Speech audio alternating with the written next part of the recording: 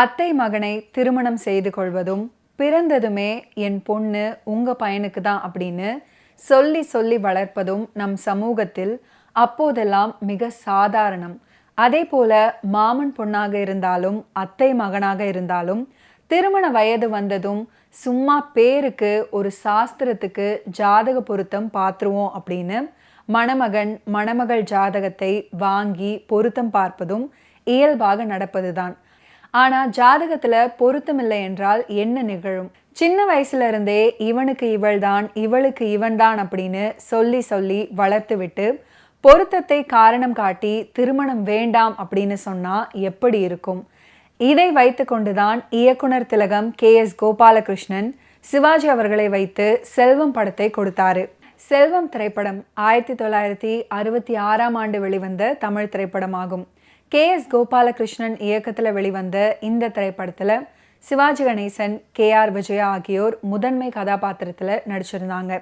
மேலும் இவர்களுடன் SV Ranga Rao, SV Sahasranamam, Chittoor V Nagaiah, MV Rajamma, MS Sundaribai, Nagesh, Ramaprabha, R Balasubramaniam, சாமி கண்ணு, AK வீரசாமி மற்றும் பலரும் நடிச்சிருந்தாங்க. இசை KV மகாதேவன் அவர்கள்.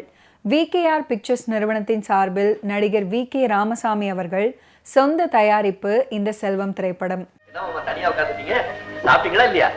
வந்திருக்கிற விருந்தாளிங்க சாப்பிட்டு போகட்டுமே, எனக்கு என்ன மெதுவா சாப்பிட்டா போச்சு. ஆமா, நீ சாப்பிட்டியா? நானும் சாப்பிடல, ரெண்டு பேரும் சேர்ந்தே சாப்பிடுவோமே. சரியா சொன்னேன், உட்கார்.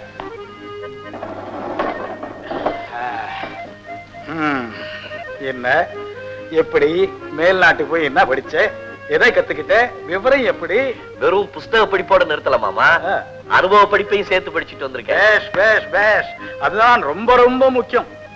பணம், அனுபவ அறிவு, கடுமையான உழைப்பு, இது மூணு சேர்ந்தால்தான் எந்த தொழிலும் வெற்றி அடைய முடியும். அதை அனுசரிச்சுதான் வெறும் விவசாய படிப்போட நிறுத்திக்காம அங்க உள்ள பல விவசாய பண்ணைகளுக்கும் உர உற்பத்தி தொழிற்சாலைகளுக்கும் நேர்ல போய் உர உற்பத்தியில அவங்க புதிய முறைகளை எப்படி இப்படி கண்டுபிடிச்சிருக்காங்க, விவசாயத்தை பிறக்க என்னென்ன வழிகளை கையாடுறாங்கிறதெல்லாம் நேர்லயே தெரிஞ்சுக்கிட்டு வந்திருக்கேன்.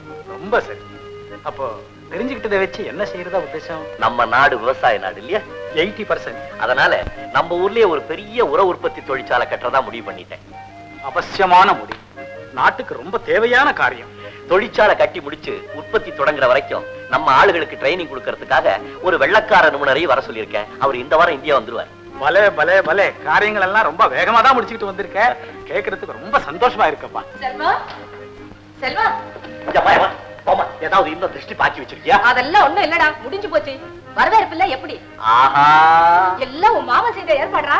என்ன செல்வம், வரவேற்பு எல்லாம் திருப்தியா இருந்ததா? ஆஹா மாமா, 1000 பேரையும் சேர்ந்தாப்புல தும்ம வச்சுங்களேன். இந்த காரியத்தை உங்களை தவிர வேற யாரும் இவ்வளவு சக்சஸ்ஃபுல்லா பண்ணிருக்கவே முடியாது. செல்வம், இந்த ஒரு காரியம் மாத்திரம் உங்க அம்மா பண்ண ஏற்பாடு, எனக்கு அதுக்கு சம்பந்தம் கிடையாது. வாங்கி என்னப்பா? இப்போ ஒரு சமாச்சாரம் சொல்லிடுறேன். நான் ஃபேக்டரி கட்ட ஆரம்பிச்சேன்னா அப்புறம் எனக்கு டைமே இருக்காது. நான் இங்க இருந்து செய்ய வேண்டிய காரியங்கள் ஏதாவது இருந்தா செஞ்சு வச்சிரு, அப்புறம் எனக்கு டைம் இருக்காது. நான் அவ்வளவுதான் சொல்லுவேன். திருட்டு பயல, கல்யாணம் செய்தவீன்னு நேரடியா கேளேண்டா. நான் சின்ன பையன், நான் எப்படி கேட்கறது? பெரியவங்களா பார்த்து செஞ்சு வச்சுக்கினா நான் சரின்னு சொல்லிட்டு போறேன். இல்ல மாமா, கேட்டீங்களா என்ன அவன் சொல்றத? நல்லா கேட்ட, எனக்கு நல்லா புரியுறது. நீங்க என்ன சொல்றீங்க? நான் சொல்றதுக்கு என்னம்மா இருக்கு? இன்னைக்கு வள்ளியை கொண்டு வந்து உங்க வீட்டுல விட்டுட்டு போறேன். என்னடா தேங்க்ஸ் அண்ணா? அப்படியெல்லாம் அவசரப்பட்டு ஒன்னும் செய்தாதீங்க. பேரு, ராசி, ஜாதகம், பொருத்தம் எல்லாத்தையும் பார்த்து செய்வோம். அம்மா, நீங்க எது வேணும்னாலும் பாருங்க. எப்போ தம்பியே வாய் திறந்து கேட்டாச்சோ, இனிமே நாம் லேட் பண்றது அவ்வளவு நல்லா இருக்காது. இனி நாம லேட் பண்ணாலும் அது நிக்காது. என்ன, அவனுக்கு நேரம் வந்தாச்சு. அவனுடைய ஜாதகத்துல சந்திரன்ல குரு வந்து இறங்கிட்டான். அம்மா, சந்திரன்ல இறங்குனது குரு இல்ல, ரஷ்யாக்காரன் விட்ட ராக்கெட். பேசாம எதுக்கு எடுத்தாலும் அகட விடம் பேசிக்கிட்டு கன்சாம் என்ன? இன்னும் 2 நாளுக்குள்ள ஜோசியர்களை வர சொல்லி பொருத்தம் பார்த்து கல்யாணத்தை முடிவு செய்திடுறேன். உங்க பிரியம். தம்பி எங்க காணோம்? இங்க நின்னானே மங்களம், போய் தம்பியை கூட்டிட்டு வா. ஆஹா, ஓஹோ. கதைப்படி நாயகிக்கு மாங்கல்யம் தோஷம் உள்ளது. அவள் யாரை திருமணம் செய்து கொள்கிறாளோ அவன் ஒரே ஆண்டுல மரணம் அடைஞ்சிருவான் அப்படின்னு சொல்றாங்க ஜோதிடர்கள். நாயகன் தன் மனதுக்கு உகந்த மாமன் பெண்ணை திருமணம் செய்ய விரும்புறாரு. அவளும் அவனுக்காகவே காத்திருக்காங்க. இந்நிலையில் ஜோதிடத்தை புறந்தள்ளிவிட்டு நாயகியை கைப்பிடித்து விடுகிறார் நாயகன். மாங்கல்ய தோஷத்தை மீறி திருமணம் பண்ணா ஒரு பரிகாரமாக ஓராண்டுக்கு கணவன் மனைவி அப்படின்னு 2 பேரையுமே பிரிந்திருக்க சொல்கிறார்கள் ஜோதிடர்கள். ஆனால் 2 பேருமே இளமை வேகத்தில் அதை மீறிடுறாங்க. அந்த ஜோடிகளின் உணர்ச்சி கொந்தளிப்பு தான் இந்த திரைப்படம். ஏவள்ளி, இன்னும் அவனுக்கு கோபம் இல்ல. நான் ஊர்ல இருந்து வந்த அன்னைக்கு உன்னை ஏமாத்தினேன். அதுக்கு பதிலா தான் நீ என்ன மறுபடியும் ஏமாத்திட்டிய. அப்புறம் என்ன கதை? வள்ளி, வள்ளி, வள்ளி, உன் விளையாட்டுக்கு ஒரு எல்லையே கிடையாது என்ன? அது சரி, கல்யாணத்துக்கு முன்னாலேயே என்ன வெளியே நிறுத்தி வேடிக்கை பாக்குறிய, கல்யாணத்துக்கு அப்புறம் என் கதி என்ன ஆகுறது? வள்ளி, ஆமா, ஏன் என்ன கண்டோட கதவை சாத்திட்ட? இந்த கதவை மட்டுமல்ல, இதய கதவையும் சேர்த்து சாத்தி. வள்ளி, இந்த வார்த்தையை நீயா சொல்ற? மனதார சொல்றேன், சத்தியமா சொல்றேன், உங்களை எனக்கு பிடிக்கல. பிடிக்கலையா? என்ன பிடிக்கலன்னு சொல்றதுக்கு நான் செய்த குற்றம் என்ன? உன்னை என் உயிருக்குயிரா நேசிச்சதை தவிர நான் செய்த குற்றம் என்ன? நீ இல்லைன்னா நான் இல்லைங்கிற முடிவுக்கு வந்ததை தவிர நான் செய்த தவறு என்ன? 6000 மைலுக்கு அப்பால இருந்த போது கூட என் ஜீவன் சிந்தனைக்கு ஒன்னையே சுற்றி சுற்றி வட்டமிட்டதை தவிர நான் செய்த வஞ்சகம் என்ன? சொல்லு, சொல்லு, நான் போயிடுறேன். சொல்ல மாட்டியா வள்ளி? சொல்ல மாட்டியா வள்ளி? வள்ளி, சரி, உன்னை கேட்க வேண்டிய இடத்துல கேட்கிறேன். நான் வரேன்.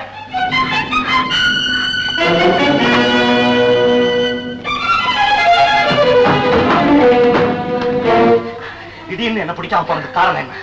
சொல்லு. சொல்லு. தம்பி, வள்ளி இன்னொருத்தனுக்கு விளையாக வேண்டிய பெண். இனி நீ அவளை தொட்டு பேசுறது முறையில்லை. ஓஹோ, ஓஹோ, யாரு?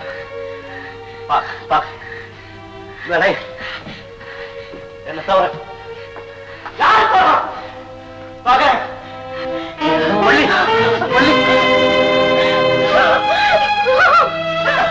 ஜோதிடம் பழித்ததா இல்லையா அப்படின்றதையும், ஜோதிடம் தொடர்பான பல விமர்சனங்களுடன் ஜோதிடம் அப்படின்றதை மனிதர்கள் தங்கள் சுய லாபத்துக்கே பயன்படுத்தி கொள்கிறார்கள் அப்படின்றத அழுத்தமாக படத்துல இயக்குனர் சொல்லியிருப்பாரு.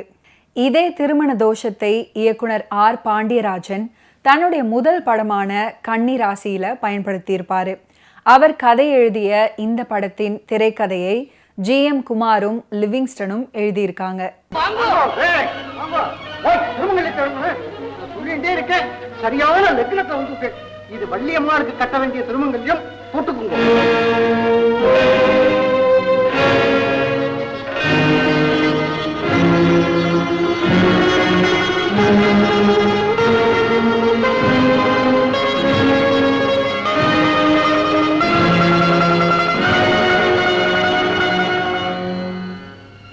வள்ளி, இதுவரைக்கும் தெய்வத்தை நான் மனசால கூட நினைச்சது கிடையாது.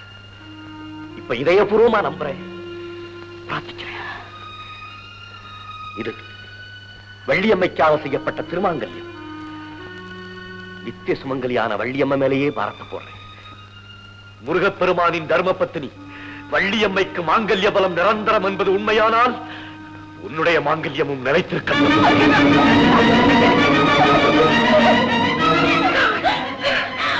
ஐயோ, என்ன காரியத்தை செஞ்சுட்டீங்க? ஐயோ, நான் என்ன செய்வேன்?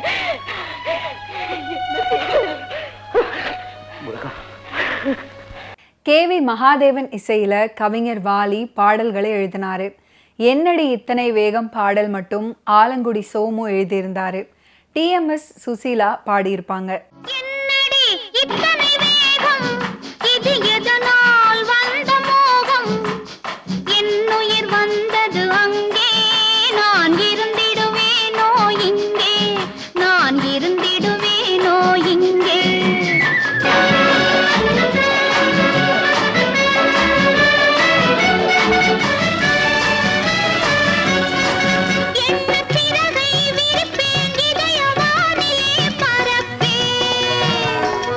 புள்ள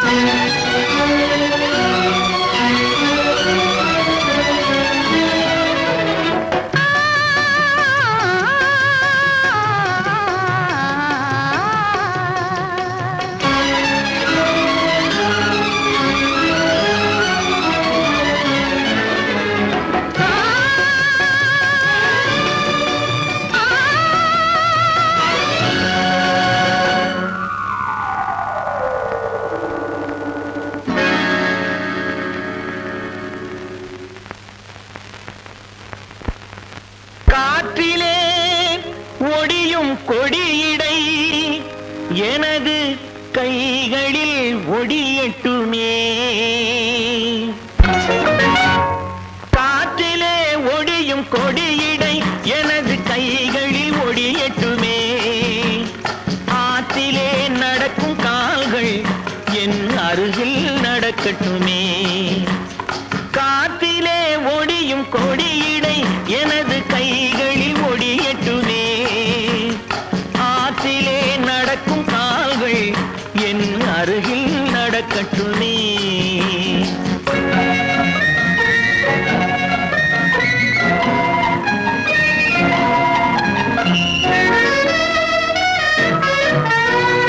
மேகத்தை பார்க்கும் கண்கள் என் வேகத்தை பார்க்கட்டுமே. மேகத்தை பார்க்கும் கண்கள் என் வேகத்தை பார்க்கட்டுமே. கோபத்தால் மூடும் கைகள் காதல் தீபத்தை ஏற்றட்டுமே.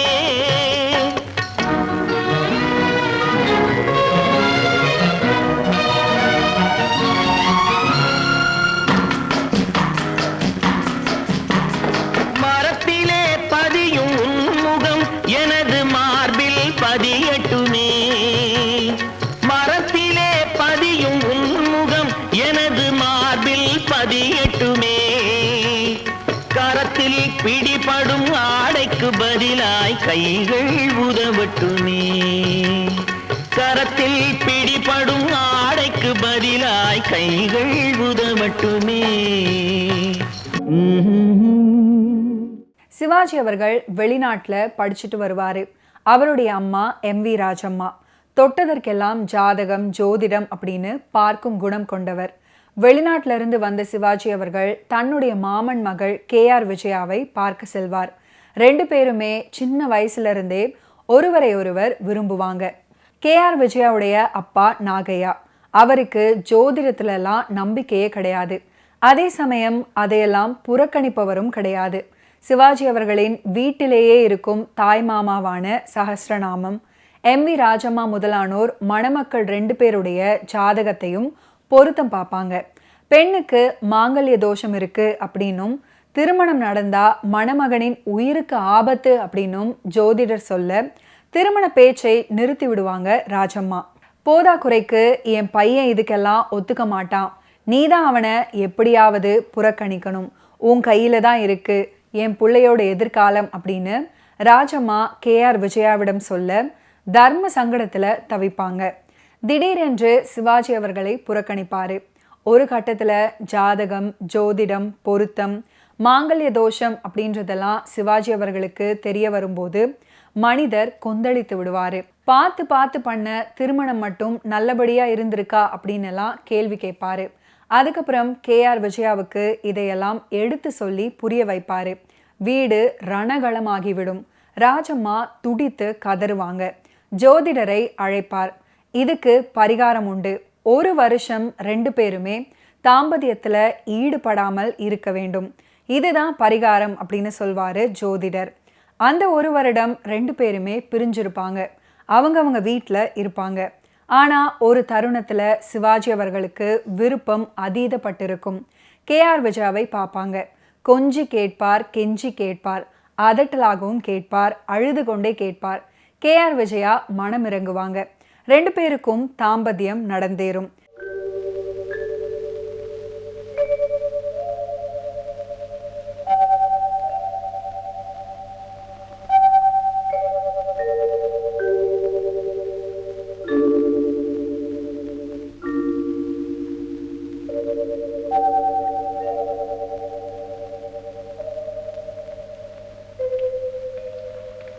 என்ன எழுதுற?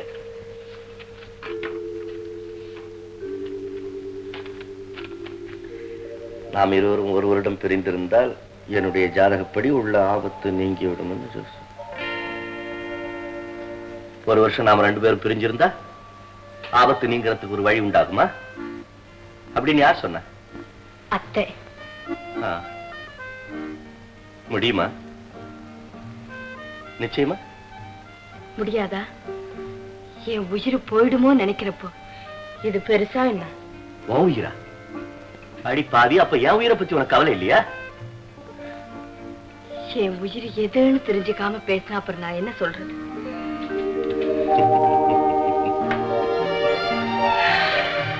என் உயிரை பத்தியோ உன் உயிரை பத்தியோ கவலை இல்லை. அம்மாவோட உயிர் தான் பெருசு. அதை நினைக்கும் போது எனக்கும் இது சர்வசாதாரணம். வா. அம்மா, அம்மா, அம்மா, வள்ளி எல்லாத்தையும் என்கிட்ட சொல்லிட்டா. இந்த ஒரு வருஷ பிரச்சனை எனக்கு சர்வசாதாரணம். ஜாதகப்படி நான் சாகரனோ பரிகாரத்தின்படி நான் பிழைக்கிறனோ அதை பத்தி எல்லாம் எனக்கு கொஞ்சம் கூட கவலை இல்லை. நீ என்ன சொன்ன? வள்ளியை கல்யாணம் பண்ணிக்காம அந்த ஏக்கத்திலேயே என் புள்ள அணுவணுவா சாகிறத விட அவன் மனசுக்கு பிடிச்சவளை கல்யாணம் பண்ணிக்கிட்டு ஒரு வருஷம் இல்ல, ஒரு நிமிஷமாவது ஆனந்தமா இருந்துட்டு அமோகமா போய் சேரட்டும்னு சொன்னில்ல. அந்த தாயுள்ளத்துக்கு மரியாதை கொடுத்து சொல்றேன். உன்னுடைய நிம்மதிக்காக வள்ளியினுடைய நிழலை கூட இன்னும் ஒரு வருஷத்துக்கு மிதிக்க மாட்டேன். இது சத்தியம். நிம்மதியா இருக்கு.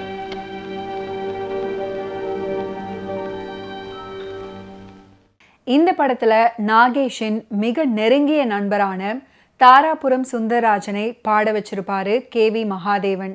படத்தின் முக்கியமான மற்றொரு பாடல் எனக்காகவா நான் உனக்காகவா பாட்டு. தாராபுரம் சுந்தரராஜன், ஜமுனா ராணி 2 பேருமே பாடியிருப்பாங்க. இந்த பாடலை பல படங்கள்ல ரேடியோவில் ஒளிபரப்புவது போல் பயன்படுத்தியிருப்பாங்க பல இயக்குனர்கள். என்னை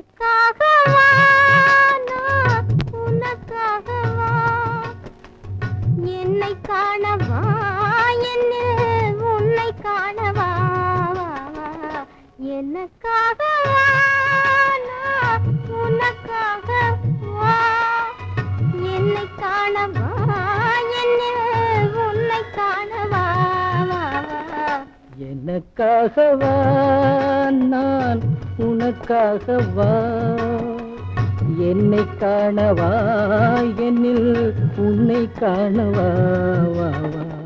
மலர் மீது பனி தூங்க, மரம் மீது கனி தூங்க, மலை மீது முகில் தூங்க, மடி மீது நீ தூங்க, நீராட நதியா இல்லை, இளைப்பாற நிழலா இல்லை, பசியார உணவா இல்லை, பகிர்ந்துண்ண துணையா இல்லை அப்படின்ற ஒவ்வொரு வரிகளும் கதையை சொல்லிவிடும். மலர் மீது பனி தூங்க, மரம் மீது கனி தூங்க, மலர் மீது பனி தூங்க, மரம் மீது கனி தூங்க, மலை மிகில் தூங்க, மடி மீது நீ தூங்க, மலை மீது முகில் தூங்க, மடி மீது நீ தூங்க,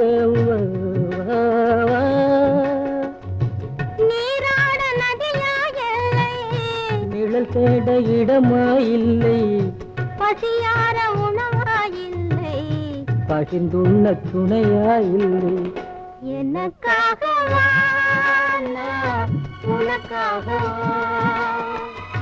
என்னை காணவா, என்னில் உன்னை காணவா, எனக்காகவா நான் உனக்காகவா. ஓகே வியூவர்ஸ், இன்னைக்கு நிகழ்ச்சியில் நடிகர் திலகம் சிவாஜி கணேசன் அவர்களுடைய ஃபிலிம் கெரியரில் நடந்த பல இன்ட்ரெஸ்டிங்கான விஷயங்களை நீங்கள் பார்த்து தெரிஞ்சிருப்பீங்க. மீண்டும் அடுத்தடுத்த எபிசோட்ஸில் சந்திப்போம். நன்றி, வணக்கம்.